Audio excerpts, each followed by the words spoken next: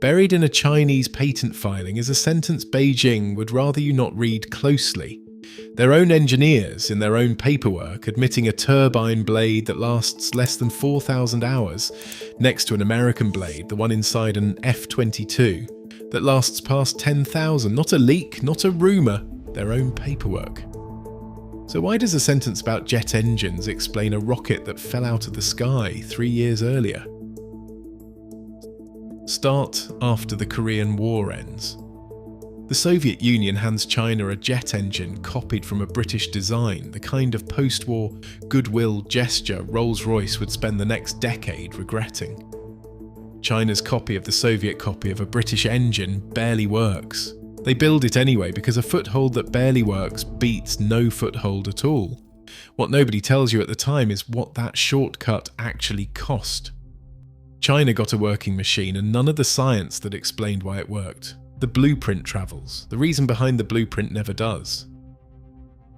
By the 1980s, China finally gets its hands on a real Western engine, a commercial CFM56, and takes it apart piece by piece to reverse engineer what becomes the WS-10.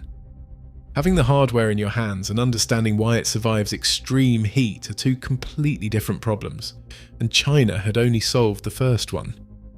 You can measure every dimension of a turbine blade with calipers accurate to a fraction of a millimetre, and still have no idea what alloy composition or cooling channel geometry is actually keeping it alive at full throttle.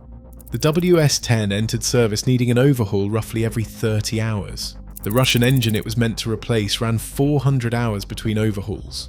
In plain terms, that's a fighter jet that needed 13 times the maintenance of the plane sitting next to it on the runway, grounded for repairs while the other one was combat ready.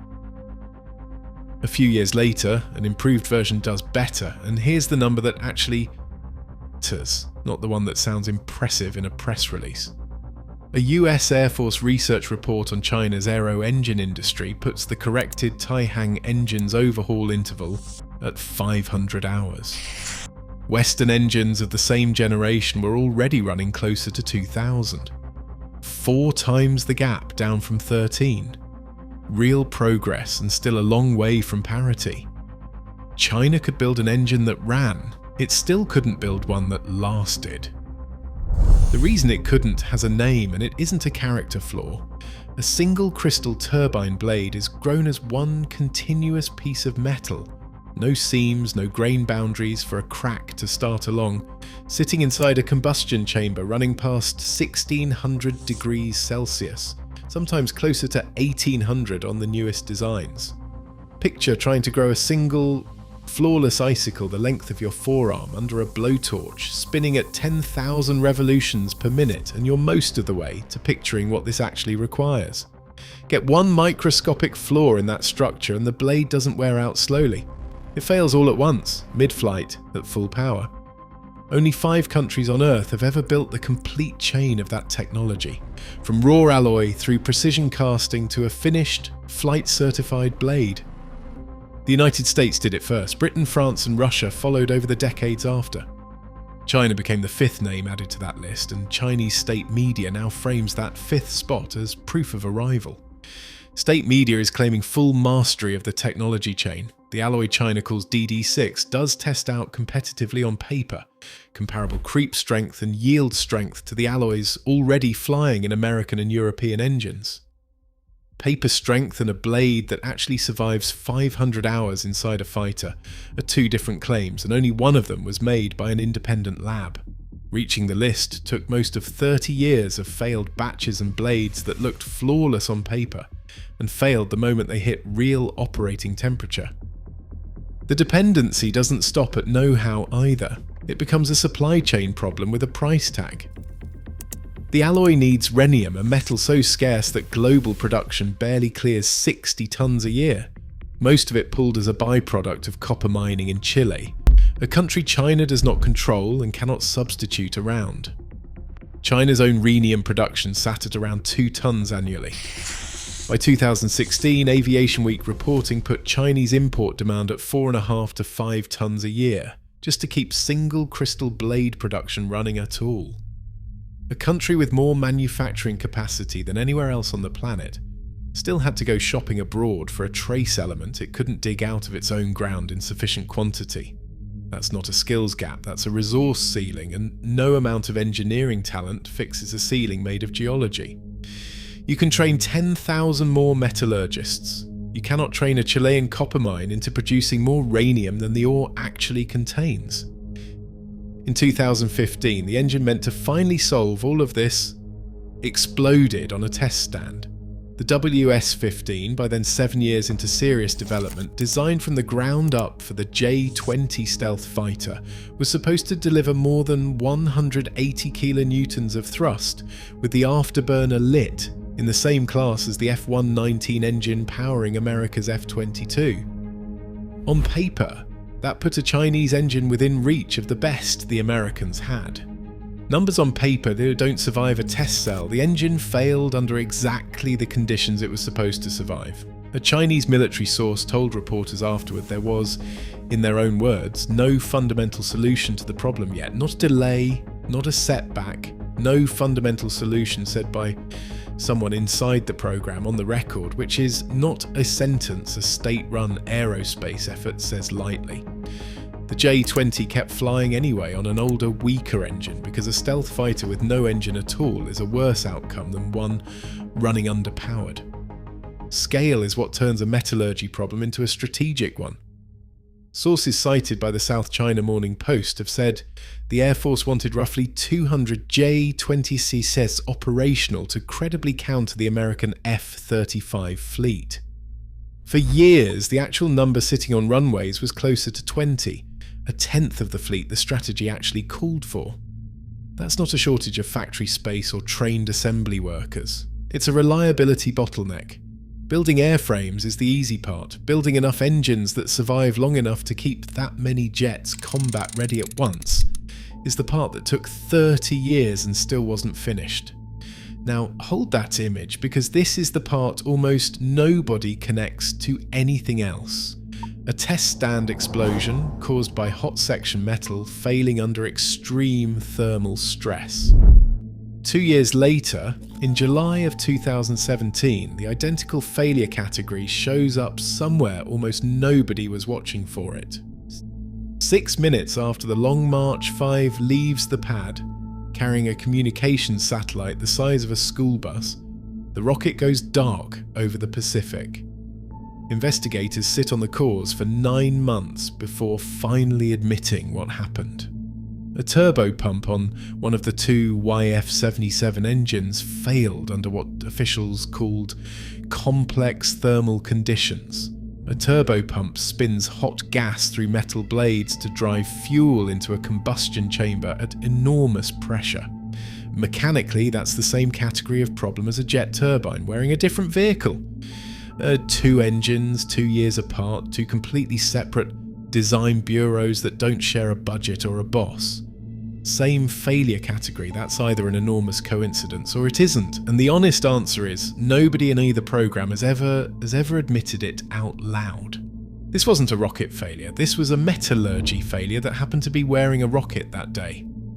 The payload riding on top of it was Shijian-18, a next-generation communications satellite built on a brand new platform meant to prove out high-throughput broadband technology China needed for everything from military communications to rural internet access.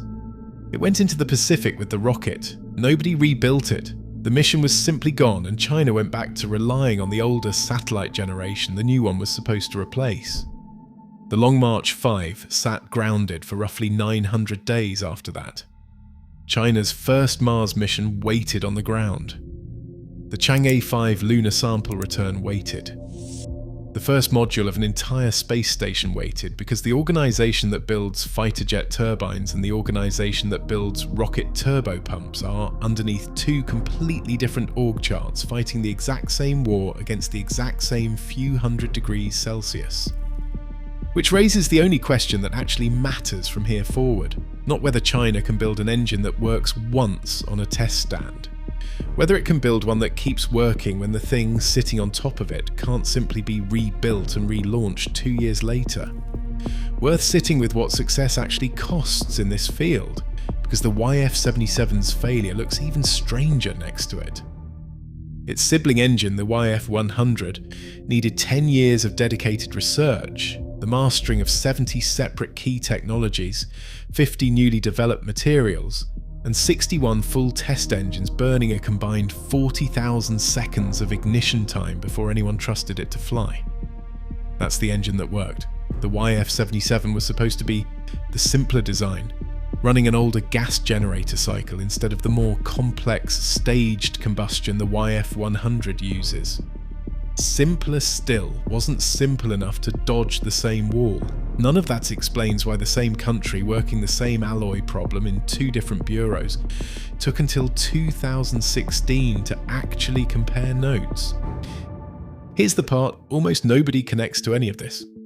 China's aerospace engine effort didn't have one unified organisation actually running this problem until May of 2016, 1 year before the Long March 5 failure.